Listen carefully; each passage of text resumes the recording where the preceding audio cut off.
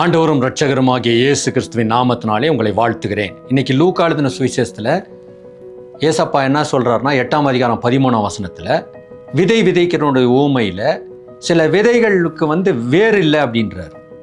என்ன ரீசன், என்ன காரணத்தினால வேர் இல்லை அப்படின்னாக்கா, அந்த வேர் கொஞ்சம் வந்துச்சு, ஆனால் முழுவதுமாக ஆழமாக போகாதனால வேர் இல்லாமல் காஞ்சி போச்சு அப்படின்னு. அப்போ நம்முடைய வாழ்க்கையில் இந்த கடவுளுடைய வார்த்தையை நம்ம உள் வாங்கி நம்ம ஒவ்வொரு நாளும் அதில் வேர் விடும்போது தான் நம்ம கனி கொடுக்கிற மரமாக தேவன் எதிர்பார்க்கிற ஆசீர்வாதத்தின் பிள்ளைகளை நம்ம இருக்க முடியும்.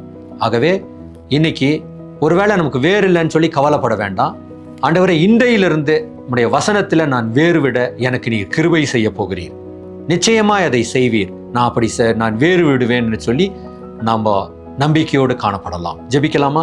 அன்புள்ள நல்ல பிதாவே, அப்பா, என்னுடைய வாழ்க்கை என்கிற அந்த விதையை உமக்குள்ளாக வேர் விடும்படிக்கு எனக்கு கிருபை செய்யும், ஆசீர்வதியும். இயேசுவின் நாமத்தில் ஜெபிக்கிறேன் பிதாவே, ஆமேன்.